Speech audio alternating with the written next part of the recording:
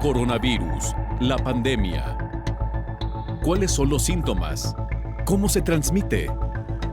¿Qué puedo hacer para protegerme y prevenir la propagación de la enfermedad?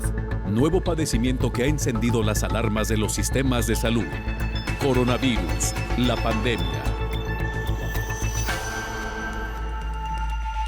Jueves 22 de abril, gracias por acompañarnos en una emisión más de Coronavirus, la pandemia. Le recordamos que este programa es una producción de la Universidad de Guadalajara que se transmite desde el foro de Canal 44 y que llega a México y América Latina gracias a la señal de las televisoras públicas que se suman a esta emisión. Saludamos con gusto también a nuestra audiencia en Radio Universidad de Guadalajara. Le queremos recordar las formas de hacer contacto para que usted nos envíe sus preguntas, sus comentarios, sus inquietudes en @canal44tv, en Twitter y Facebook, o a través de WhatsApp al 33 22 42 06 90. Este día dedicaremos nuestro programa a hablar sobre las afectaciones a órganos con COVID como riñón e hígado. Le hemos explicado ya en varios de nuestros programas cómo la enfermedad COVID-19 genera secuelas o daños en los órganos principales del cuerpo humano. De esto estaremos hablando hoy. Investigadores del Instituto de Investigación Transnacional de La Joya, en California, detectaron que el virus SARS-CoV-2 puede atacar en algunos pacientes el páncreas, el corazón, el hígado, el cerebro, los riñones y otros órganos. Este virus se convirtió en un riesgo de complicación y muerte para aquellas personas que padecen falla o insuficiencia cardíaca. En México, una niña de 13 años con insuficiencia renal crónica logró vencer al COVID-19. Canadá, Estados Unidos y México y en algunos puntos de Brasil reportan el aumento en el número de casos de COVID-19. Advierten también la Organización Panamericana de la Salud sobre una tercera y hasta cuarta ola. Así que bueno, de todo esto estaremos hablando hoy a lo largo de la siguiente hora. Vamos con nuestra compañera Isaura López Villalobos para que nos ponga en contexto. La pandemia COVID-19 mantiene al mundo en alerta por los múltiples efectos directos e indirectos que deja a sus habitantes. Conforme pasan las horas, nuevas afectaciones se van detectando. Sin embargo, el daño a los órganos es de mayor preocupación porque aún cubre bajo una capa gris los posibles efectos que podría presentarse en un futuro. Las manifestaciones más comunes son fiebre, tos seca, disnea, mialgia, cefalea y fatiga. Durante el tiempo transcurrido, diversos estudios dan cuenta que hay una disminución de linfocitos en la sangre y una cascada de daños que puede ocasionar tromboembolismo. Asimismo, hay afectación a varios órganos y en muchos casos una coagulación intravascular diseminada con afección del endotelio vascular. Además de que diversas investigaciones describen sobre el tracto digestivo y en particular el hígado son afectados por el SARS-CoV-2. La afectación hepática se ha asociado a casos más graves de COVID-19. El daño a los órganos puede incrementar el riesgo de problemas de salud a largo plazo, advierte en un informe la Clínica Mayo. Los órganos afectados por la COVID-19, recuerda, es el corazón. Las pruebas por imágenes tomadas meses después de la recuperación de la enfermedad coronaria muestran daño duradero al músculo cardíaco, aún en el caso de las personas que presentaron solamente síntomas leves de la COVID-19. Esto puede aumentar el riesgo de insuficiencia u otras complicaciones cardíacas en el futuro. Los pulmones, el tipo de neumonía que con frecuencia se asocia con la COVID-19, puede causar daño duradero a los diminutos sacos del aire de los pulmones. El tejido cicatricial resultante puede llevar a problemas respiratorios a largo plazo. El cerebro, aún en la gente joven, la COVID-19 puede causar accidentes cardiovasculares, convulsiones y el síndrome de Guillain-Barré, una afección que causa parálisis temporaria. La COVID-19 también puede aumentar el riesgo de desarrollar la enfermedad de Parkinson y la de Alzheimer, advierten diversos organismos de salud internacional. Informó Isaura López Villalobos. Vamos al reporte diario de la Organización Mundial de la Salud. Nuestra compañera Cristina Gallego, corresponsal de la agencia EFE, nos presenta el reporte. Cristina, qué gusto escucharte. Adelante con la información. Hola, ¿qué tal? Buenos días, Belén, y buenos días a todo el auditorio de Canal 44. El número de fallecimientos por coronavirus en el mundo desde que comenzó la pandemia ha superado los 3 millones en la quinta semana consecutiva de incrementos en las muertes en el planeta desde que empezaron a aumentar a mediados de marzo, según los datos de la Organización Mundial de la Salud. Por otro lado, el número total de casos desde el comienzo de la crisis sanitaria ha alcanzado los 142 millones debido a la última ola del coronavirus que está ocurriendo pese al avance en las campañas de vacunación. Según las cifras de la OMS, las vacunaciones en el mundo se aproximan a las 1.000 millones.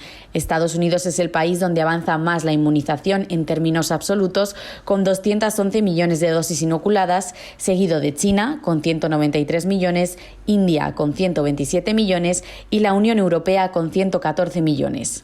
El director general de la OMS, Tedros Adhanom Ghebreyesus, ha recordado que tenemos todos los instrumentos necesarios para mantener bajo control esta pandemia en el curso de pocos meses, pero solo si los utilizamos de manera coherente y equitativa.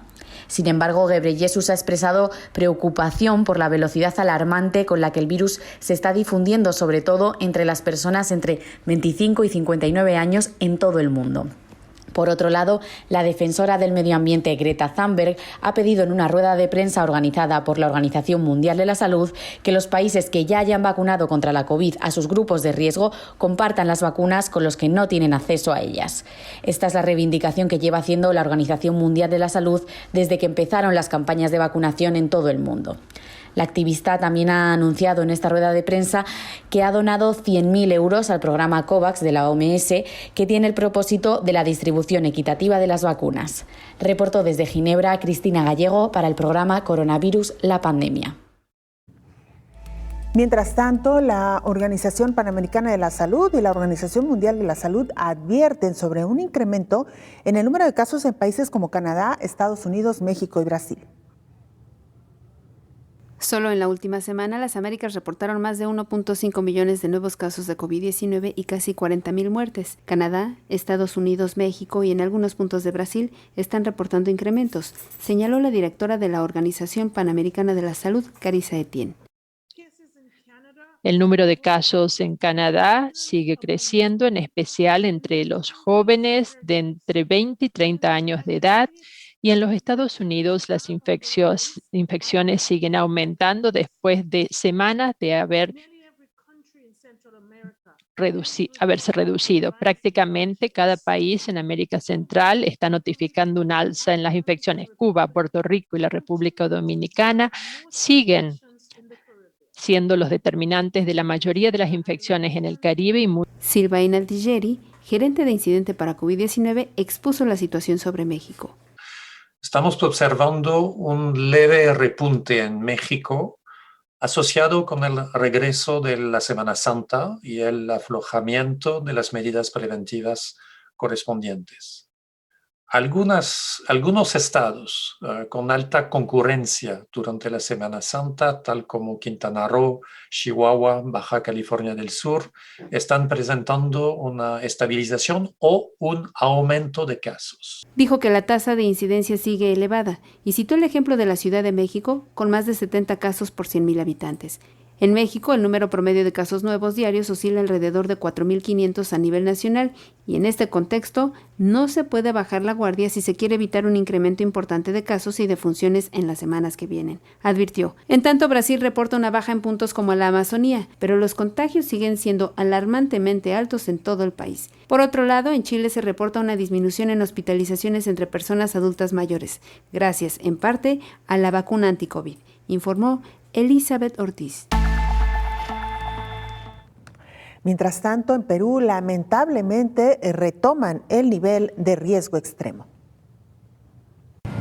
Lima Metropolitana y Callao de Perú retornaron el lunes al denominado nivel de riesgo extremo, luego de que las autoridades sanitarias locales evaluaron que durante las últimas semanas han aumentado los números de contagios y muertes por la COVID-19 en estas localidades.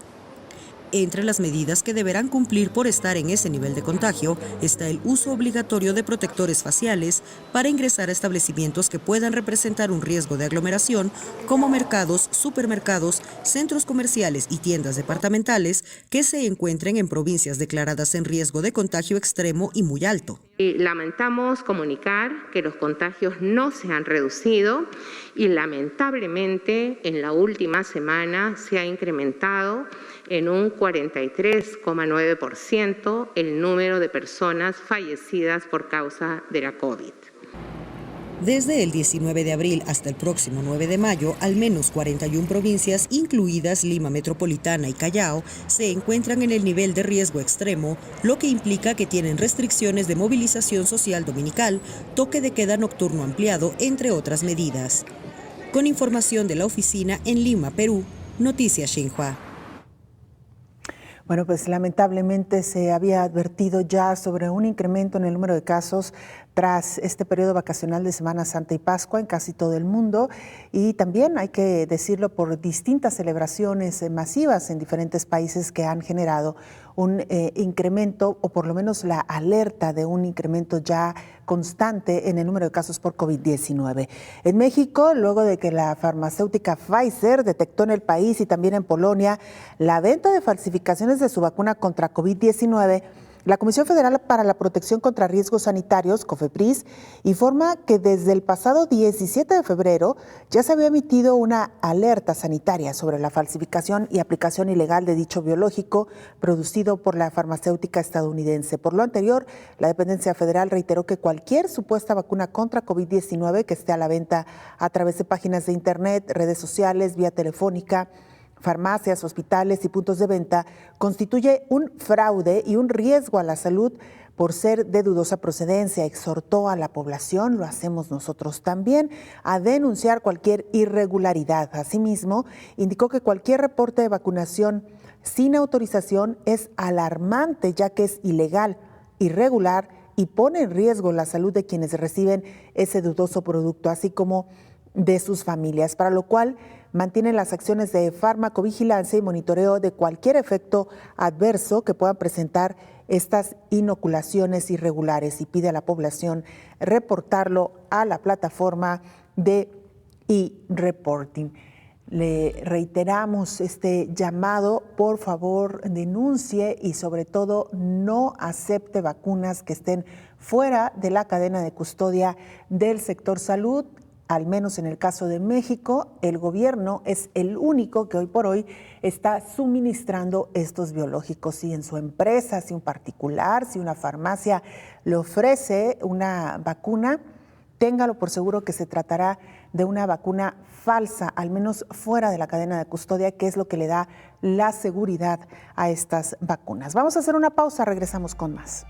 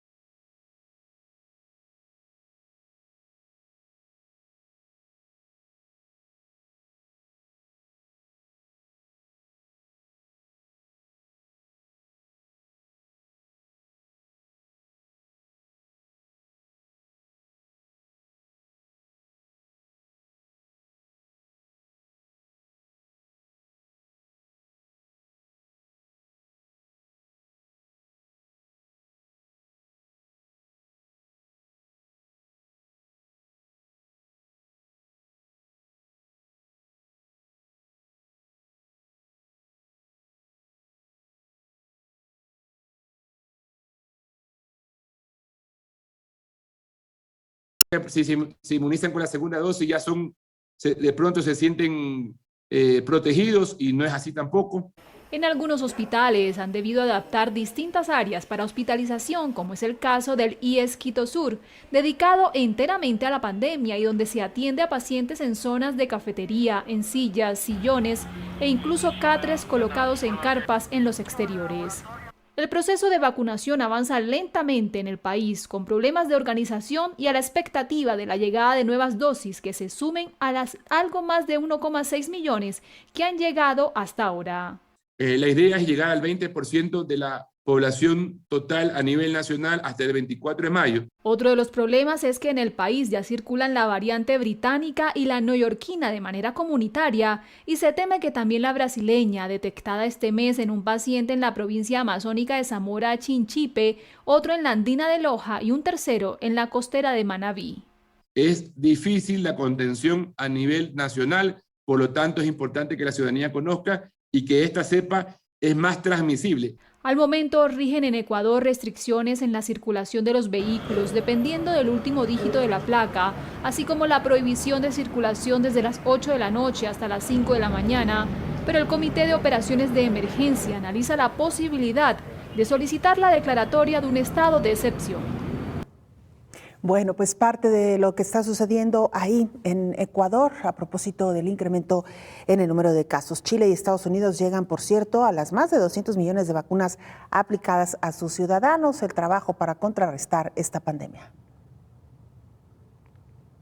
Más de 200 millones de personas han recibido ya una dosis de la vacuna para la COVID-19 en China, informó la Comisión Nacional de Sanidad del país asiático. La comisión se esfuerza para que todos los ciudadanos reciban la segunda dosis, 8 semanas después de la primera. El funcionario Li Dachuan de la comisión agregó que el país asiático ha conseguido vacunar ya a más del 80% de sus trabajadores sanitarios, una de las prioridades del organismo. Algunas zonas del país, como la capital Pekín, llevan semanas inoculando a residentes mayores de 60 años después de completar la campaña de vacunación para grupos considerados de riesgo como funcionarios, empleados portuarios y transportistas. Según el responsable del Centro para el Control de Enfermedades de China, espera vacunar entre el 70 y el 80% de su población para finales de este año o mediados de 2022 y alcanzar entonces la inmunidad de rebaño, mientras que Estados Unidos alcanza ya 200 millones de vacunaciones contra la COVID-19, cifra que el presidente Joe Biden había prometido lograr en sus primeros 100 días de gobierno y que se alcanza una semana antes de cumplirse dicho periodo, informó Rocío López Fonseca.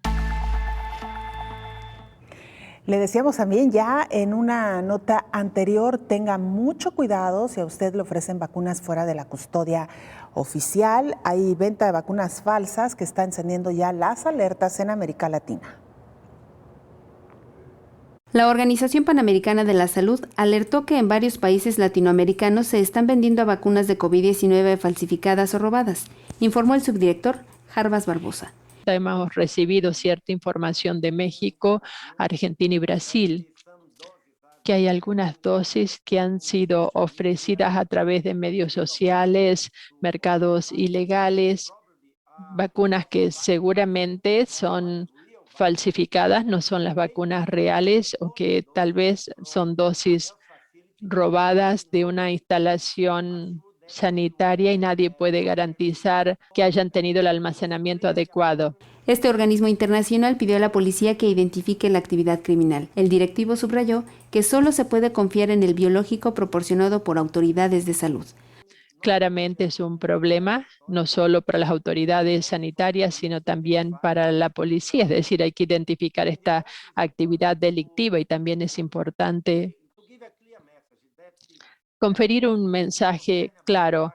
Si a todos les preocupan las vacunas, el acceso a las vacunas, entonces necesitamos asegurarnos de que los grupos prioritarios que reciban la vacuna. Por otra parte, informó que el mecanismo COVAX concluyó la primera ronda de distribución en las Américas y ya comenzó la segunda.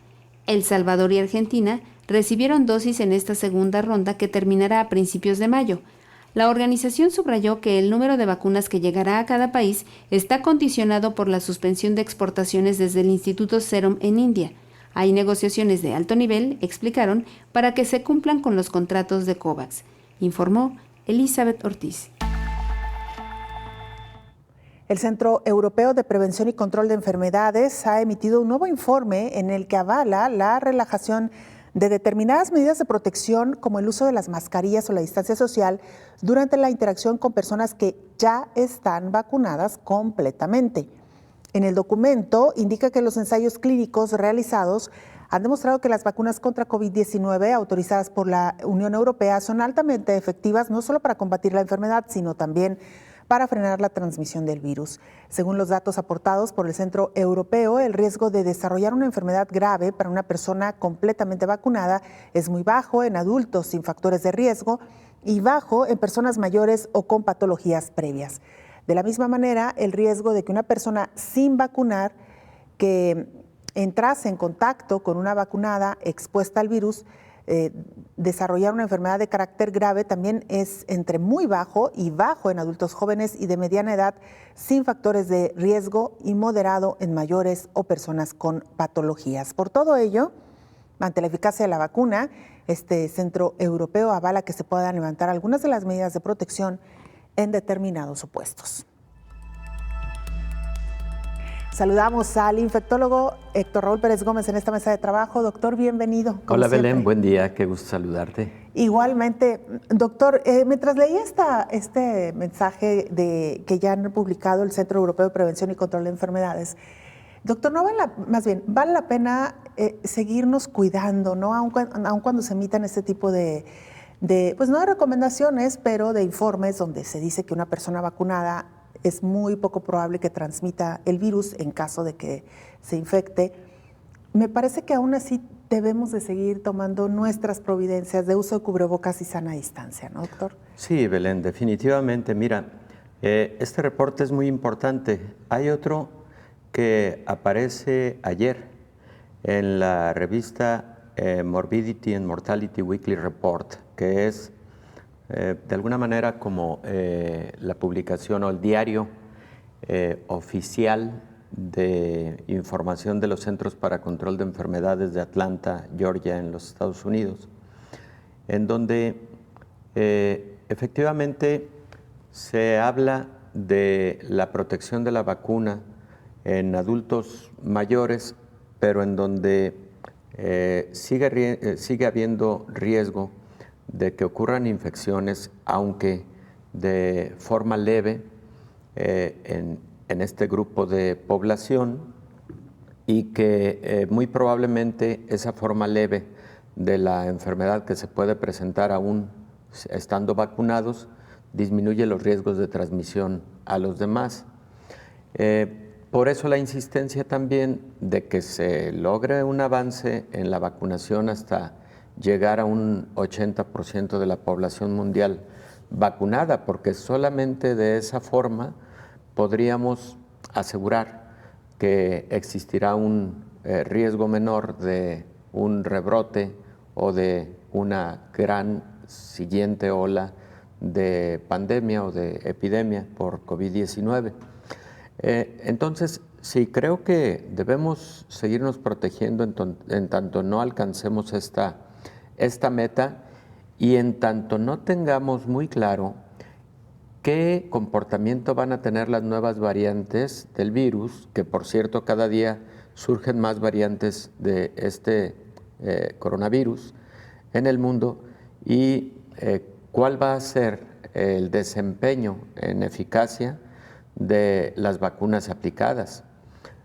Por ejemplo, la de Pfizer, ayer vuelve a tener un comunicado Pfizer señalando que sigue siendo la recomendación de 2 dosis, pero que no se descarta la posibilidad de una tercera dosis, la necesidad de una tercera en virtud de las variantes. Y también ellos comunican que por fortuna con la plataforma de RNA mensajero que tienen en el desempeño de la vacuna, en el desarrollo de la vacuna, tendrán la posibilidad de muy rápido modificar el contenido antigénico de la vacuna para adaptarlo a nuevas variantes. Eso es de alguna forma una buena noticia, porque ellos dicen que incluso les puede llevar escasas 2 o 3 semanas para modificar esa estructura antigénica para ir logrando dar cobertura a otras variantes. Me pareció una muy buena noticia en ese sentido, porque ya en este momento tenemos variante británica, sudafricana, brasileña, japonesa, una hindú y 2 en los Estados Unidos, que por cierto, el estudio del que te hablo habla de un brote en un asilo de ancianos con COVID-19 en personas que ya estaban vacunadas, tanto personal a su cuidado como los propios adultos mayores en esa casa de asistencia, que afortunadamente fueron casos leves, pero con una de las nuevas variantes norteamericanas, que es la 1R. Entonces, todavía hay incertidumbre de cómo se comportarán y mientras tanto, para contestar concretamente tu pregunta, pues es evidente que debemos seguirnos cuidando, protegiendo, cubrebocas, sana distancia, etcétera. Porque está como ejemplo el caso de Israel, con una población casi totalmente inmunizada, levantaron algunas restricciones, pero ojo, solamente en el espacio público, no en grandes concentraciones, no en los lugares cerrados. Con esto, doctor, y más, regresamos después de la siguiente pausa.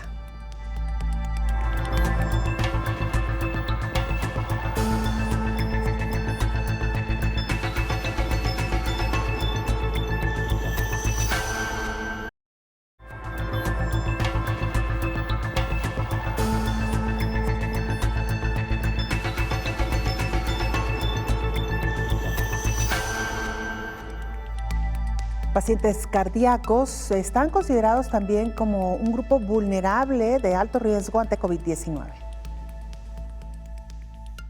Se suma un factor más que puede agravar a los pacientes que sufren de problemas del corazón. El virus SARS-CoV-2 se convirtió en un riesgo de complicación y muerte para las personas que padecen de falla o insuficiencia cardíaca. Esta patología se caracteriza por la incapacidad del corazón de bombear la sangre que el organismo necesita para funcionar con normalidad. Esta enfermedad afecta alrededor de 64 millones de personas en el mundo. Se manifiesta con la falta de aire, fatiga, cansancio en reposo o al momento de realizar actividades cotidianas. En ocasiones, los pacientes atribuyen estos síntomas a factores externos al funcionamiento del corazón, como la falta de ejercicio, la edad, el estrés o pocas horas de sueño. Estudios internacionales revelaron que en las personas con este tipo de padecimientos aumenta el riesgo de quedar con secuelas, complicarse o morir al contraer la COVID-19. La Organización Mundial de la Salud pronostica que para el 2030, unas 23.6 millones de personas morirán por alguna enfermedad cardiovascular, especialmente por cardiopatías como la falla cardíaca o por accidentes cerebrovasculares. No obstante, a diferencia de los infartos al miocardio, los cuales ocurren por la obstrucción súbita de una arteria coronaria que bloquea el traslado de sangre a todo el corazón, las fallas cardíacas pueden tener un origen variado, entre ellos los virus. Asimismo, sostuvo que con la pandemia, las personas con fallas cardíacas sufren doblemente, porque por una parte no están recibiendo el diagnóstico que les permite acceder a tratamientos que mejoren su condición y le prolonguen la vida, o tienen poco acceso a las atenciones porque existen limitaciones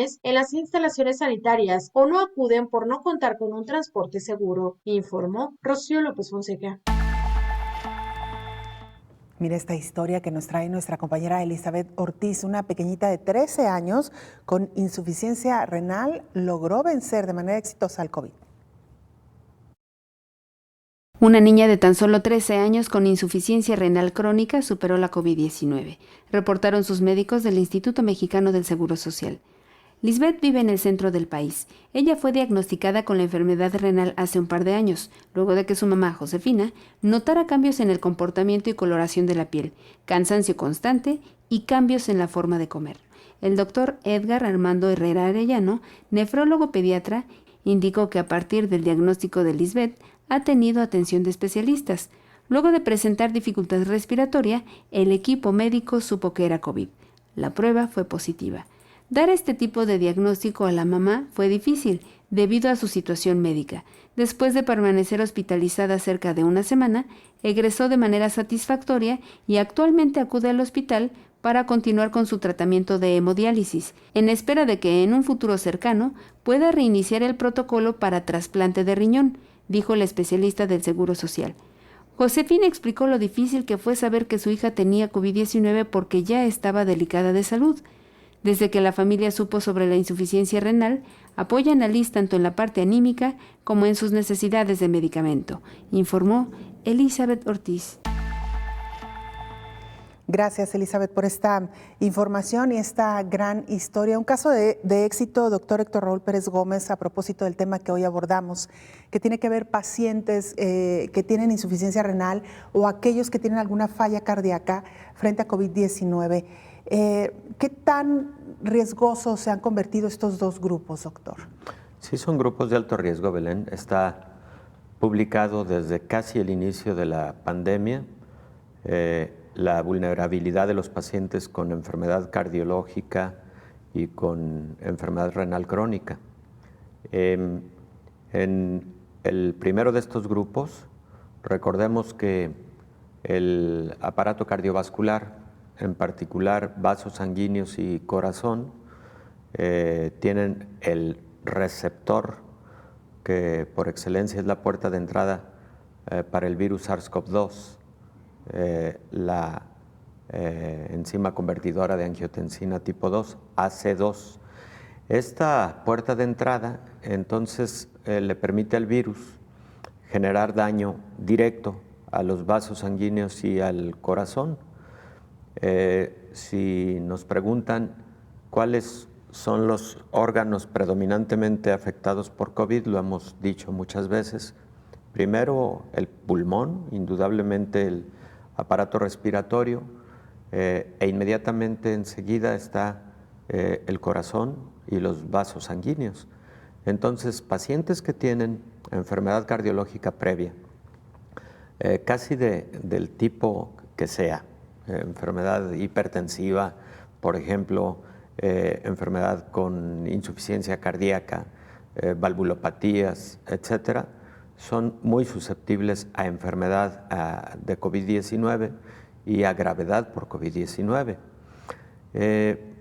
Otro aspecto que en pacientes con enfermedad cardiológica puede agravar la situación de los pacientes ante un cuadro de COVID es que el COVID también puede causar afectación, inflamación importante en el músculo cardíaco. El corazón es un músculo y es un músculo estriado. Y esa inflamación del músculo cardíaco, que se conoce como miocarditis, puede generar falla cardíaca, insuficiencia cardíaca aguda. Y otro de los componentes del corazón es la capa que lo recubre. A esta capa le llamamos pericardio. Entonces los pacientes con COVID-19 también pueden presentar pericarditis y algo que se llama derrame pericárdico, la presencia de líquido entre ese pericardio y el músculo cardíaco. Eso puede generar también falla cardíaca aguda.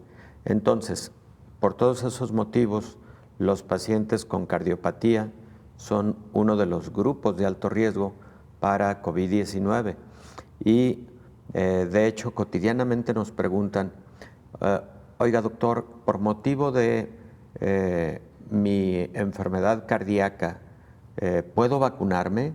No solo puede, debe vacunarse porque es un grupo altamente vulnerable y se beneficia mucho de una vacuna precisamente por ese motivo. Hay otro grupo de pacientes con enfermedad cardiológica en donde lo que predomina son arritmias cardíacas.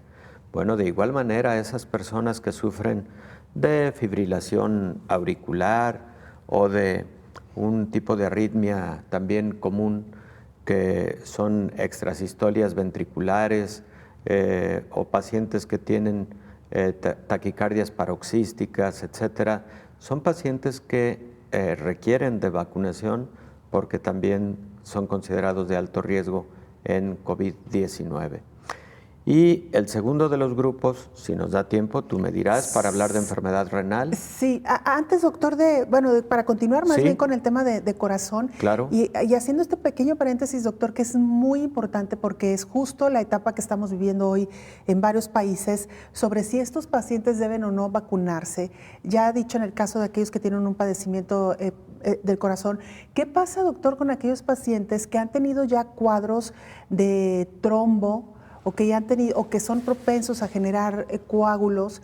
Esto también nos han preguntado mucho en relación a las vacunas, algunas de ellas que se han relacionado con este tipo de reacciones, doctor. Fíjate, Belén, que en los pacientes que han tenido algún episodio de trombosis previa, se antojaría recomendar que aquellas vacunas para las que se ha documentado el riesgo de trombosis, como AstraZeneca y como Johnson y Johnson, Janssen es una filial de Johnson.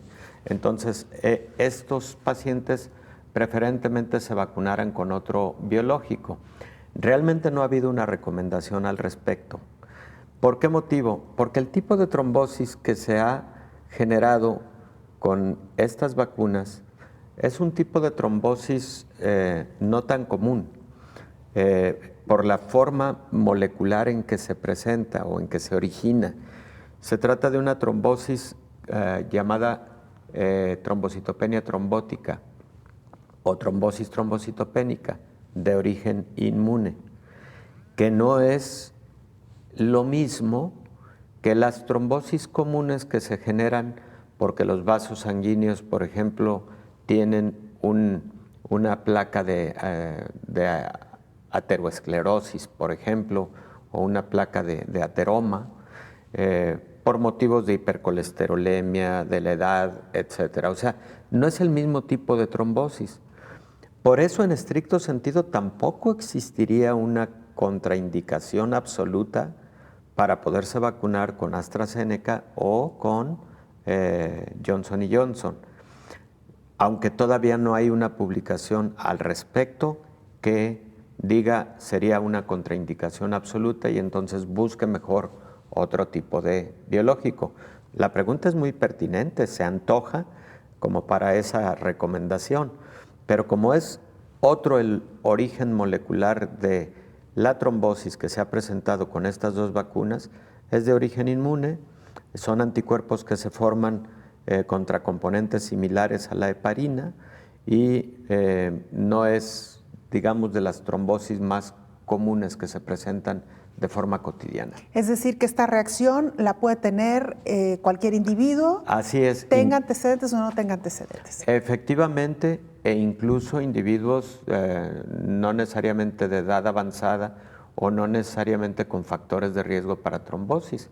Los factores de riesgo para trombosis en general son obesidad, vida sedentaria, trastornos vasculares en la circulación de las extremidades inferiores, es más frecuente en las mujeres que en los hombres, y también el uso de esteroides o, por ejemplo, anticonceptivos orales.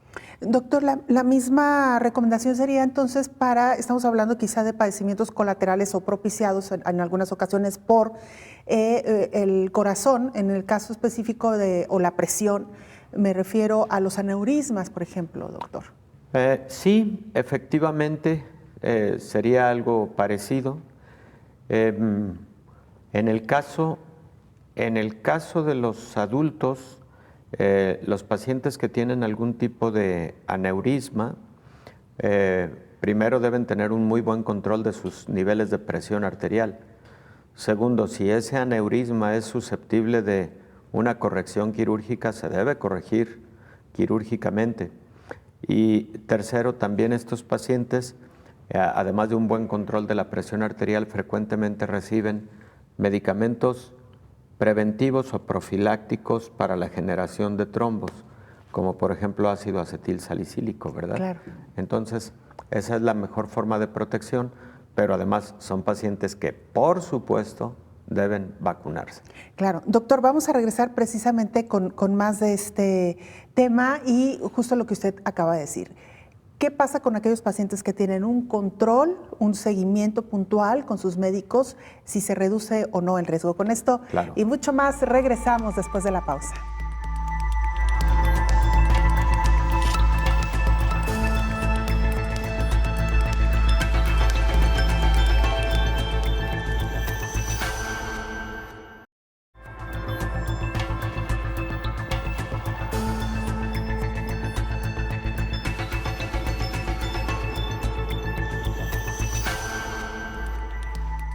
Bueno, lamentablemente la lista de órganos susceptibles de sufrir daños por COVID-19 aumenta.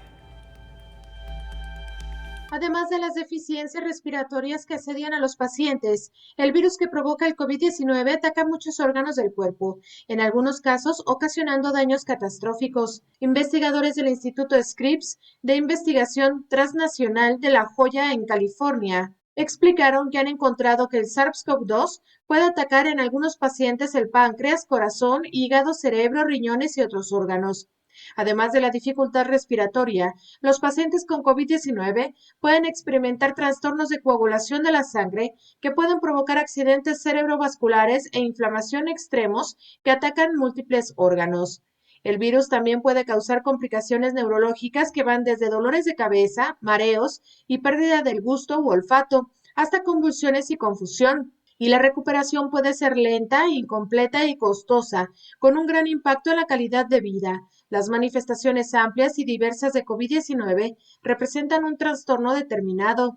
Si bien los síntomas del coronavirus normalmente se resuelven en 2 o 3 semanas, se estima que 1 de cada 10 pacientes experimentan síntomas prolongados, según documentos publicados en varias revistas médicas como la British Medical Journal, informó Rocío López Fonseca.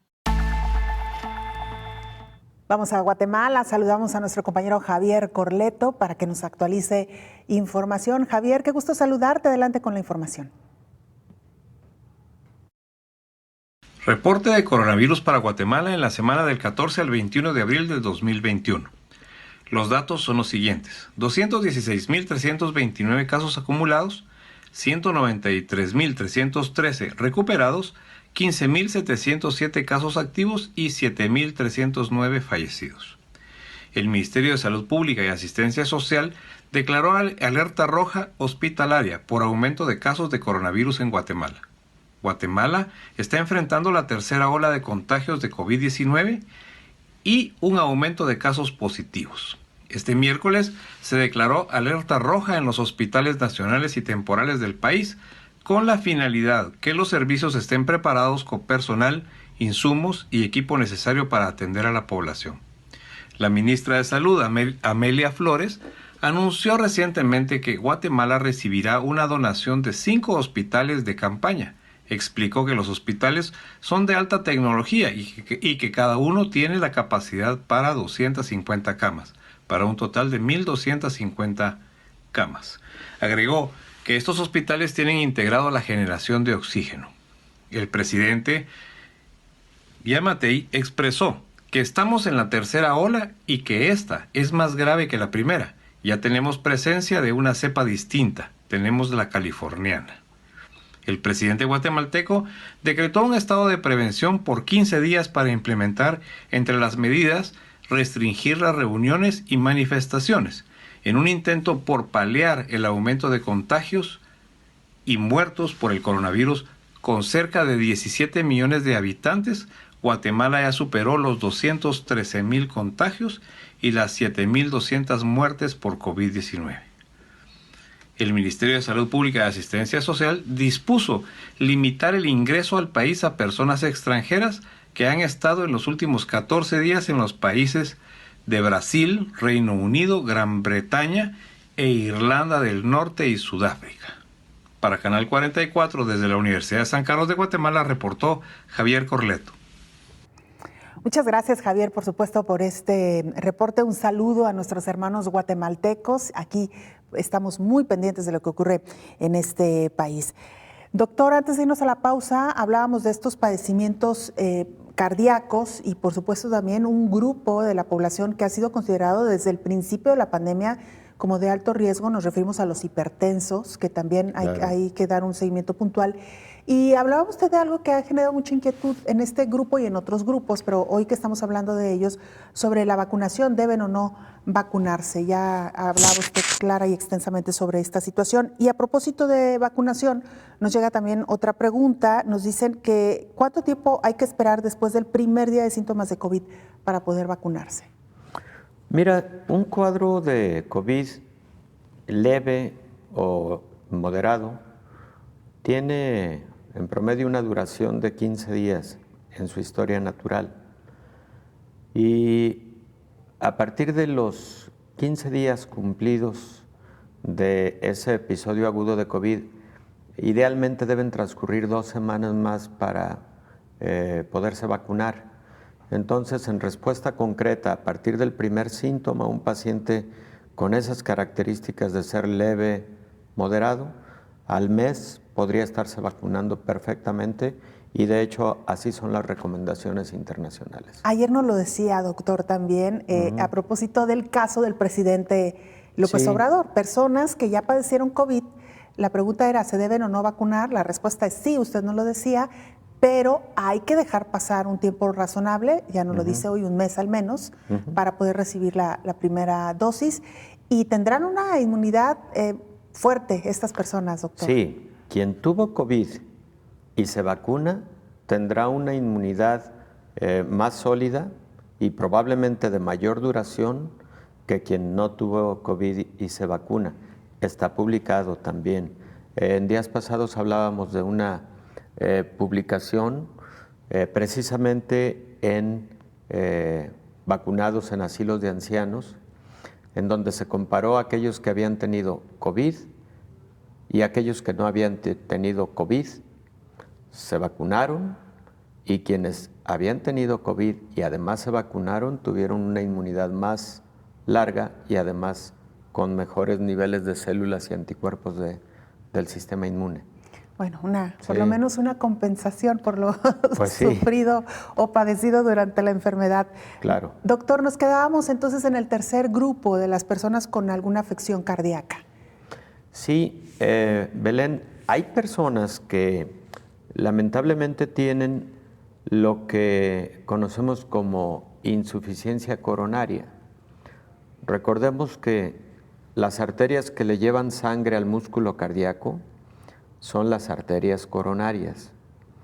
Cuando una de estas arterias o varias de estas arterias coronarias disminuyen su calibre, se ocluyen o no tienen la elasticidad adecuada, suficiente, o tienen en su interior placas de ateroma, etcétera, ese paciente está en riesgo de sufrir lo que comúnmente se conoce como angina de pecho o infarto agudo del miocardio.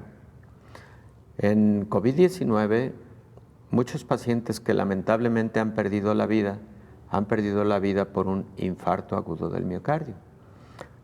Son pacientes que frecuentemente tenían ese antecedente de enfermedad coronaria y que el COVID vino a incrementar el riesgo por inflamación de esos vasos sanguíneos y además que con la presencia de la enfermedad previa generó oclusión total y finalmente un infarto agudo del miocardio. Entonces, ese grupo de pacientes, claro que también debe vacunarse, porque ahí está la protección que ante otras circunstancias podría representar ese riesgo alto de infarto. Claro.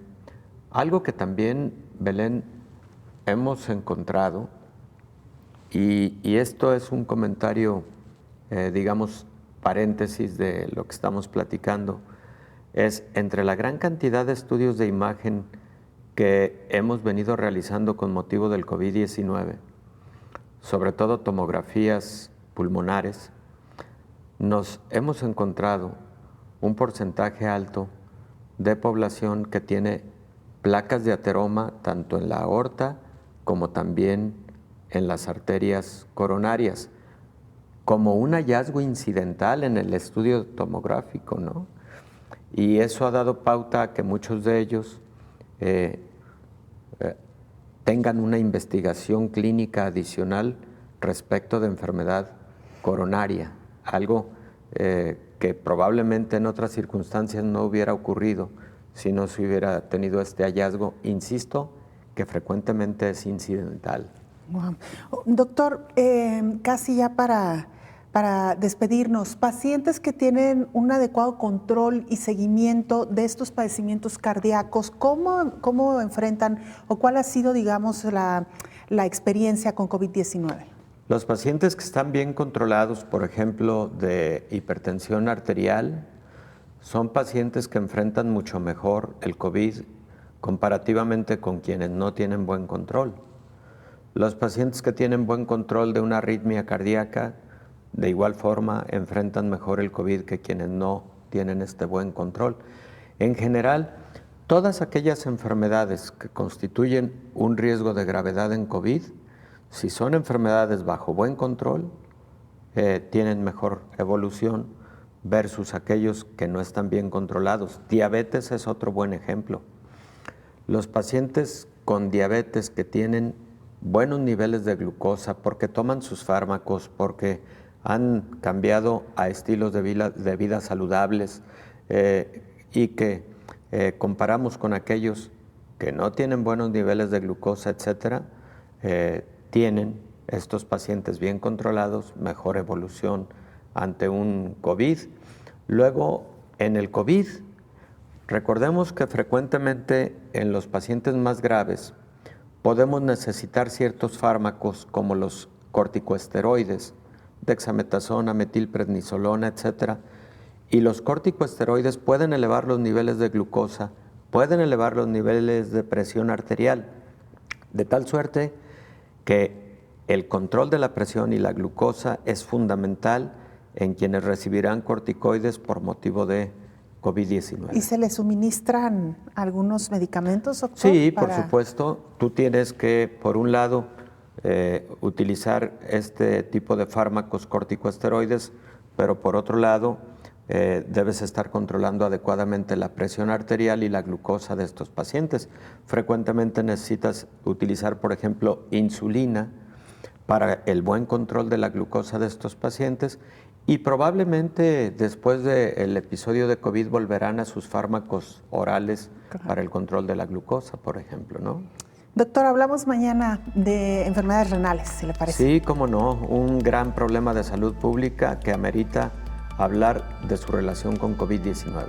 Y vamos a darle el tiempo que así lo merece. Muchas gracias, doctor. Gracias, encantado, como siempre. Belén, siempre. Gracias, el infectólogo Héctor Raúl Pérez Gómez. Nos vamos. Gracias por habernos acompañado. Coronavirus, la pandemia.